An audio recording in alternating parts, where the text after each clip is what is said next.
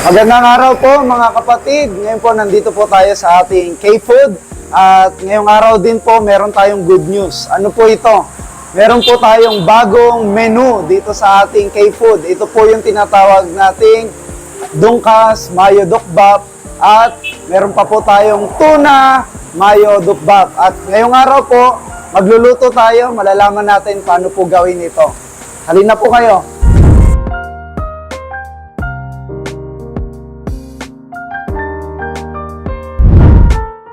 Ayan po, at gaya ng sabi natin kanina, ngayong araw po, matututunan natin paano lutuin yung tuna dukbap at pork cutlet dukbap na napakasarap na menu. At para po sa bagay na yan, meron po tayong kasama ngayon na magtuturo sa atin magluto, si Ate Bing!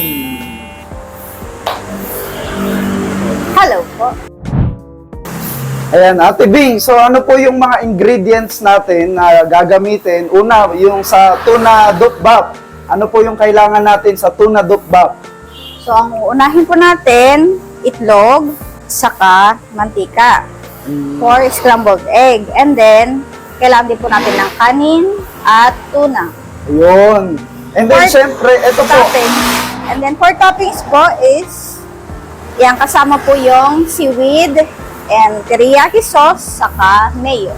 Yun naman po pala. And then, paano naman po itong pork cutlet dukbap? Ano po yung kailangan dyan?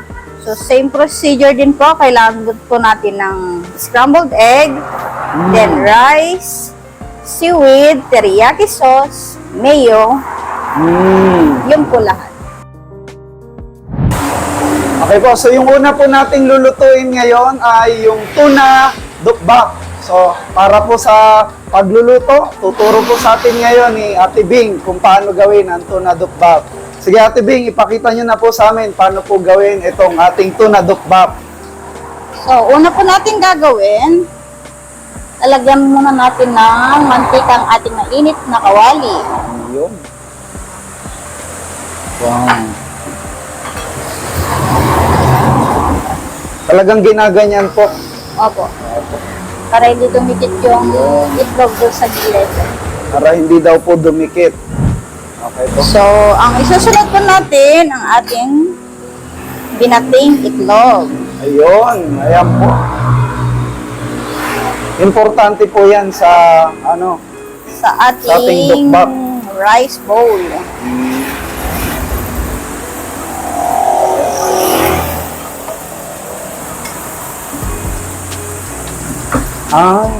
Diyan na din po pala dinudurog. Opo. Okay. Hindi pala yung buo tapos saka dudurogin sa kanin. So, patayin na natin ang ating apoy.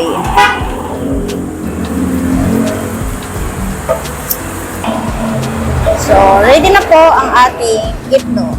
Yun. Alisin po muna natin o dyan na po yan. Okay na po dyan. Okay na po. So, tapos po,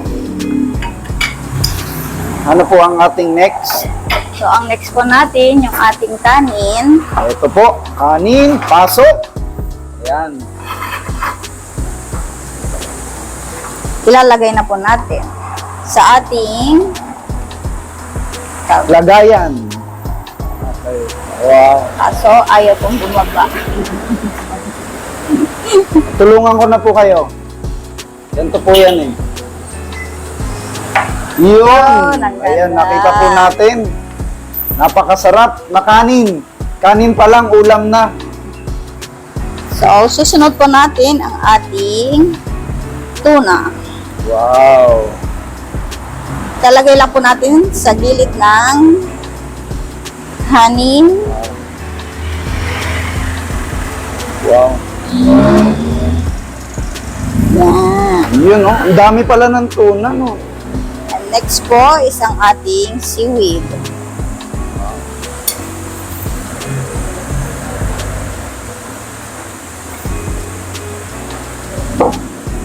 Next po ang ating egg.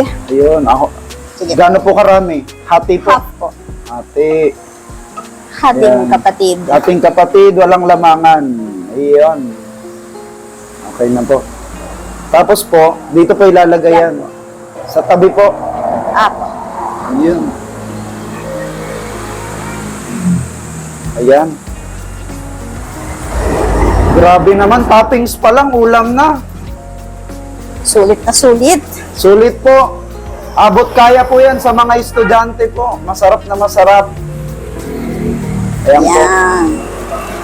So next po natin lalagay ang ating teriyaki sauce. Yan. So next po ang ating mayo. Mayo. Ayaw magpapiga. Sige. Yan. Yun.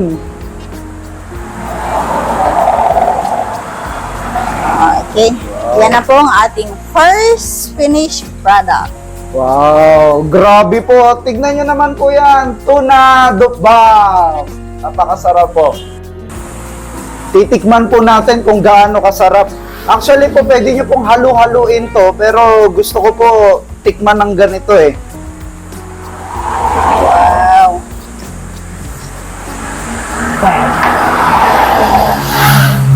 The best, the best.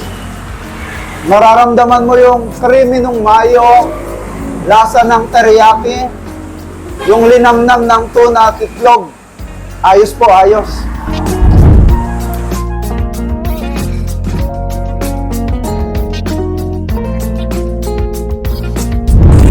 Para naman po sa ating pork cutlet dukbak, itutuloy po natin kung paano natin ito ginagawa. At ngayon po, ayan, si Ate Bing, itutuloy niya po kung paano po ito gawin. So Ate Bing, pasok. Ayan na po. Okay. So kanina po, luto na po tayo ng ating scrambled egg. Ayan ang So, itlog. ilalagay na lang po natin sa ating rice bowl ang Wow. ating kanin. Okay. Paste na po. Okay, so ayan na po. Dahil kanina po, ako yung Ayan, naglagay, eto ulit. Hindi ako marunong Konting tumaktak. taktak lang po. Ayan. Ayan. So, ayun po, ilalagay na po natin ang ating pork cutlet. Wow. Solid na solid po. Ang dami po niya, no? Hanggang hapunan na yan. Iyan, no? And then, So, next, yung ang itlog po. ating itlog po. Ayun, ang itlog.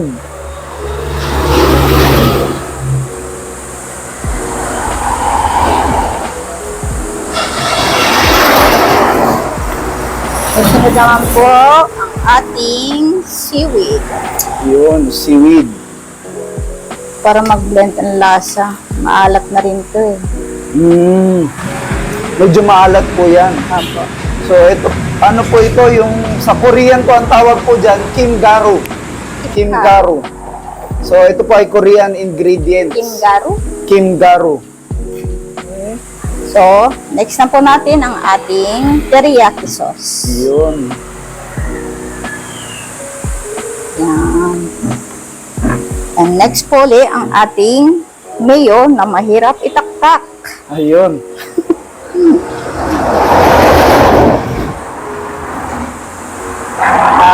Ayan na po ang ating pangalawang Wow. menu.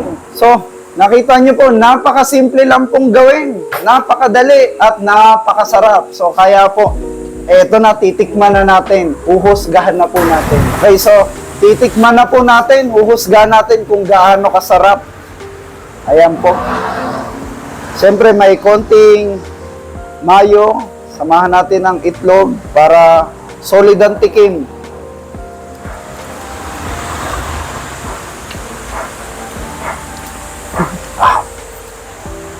Ang sarap po talaga.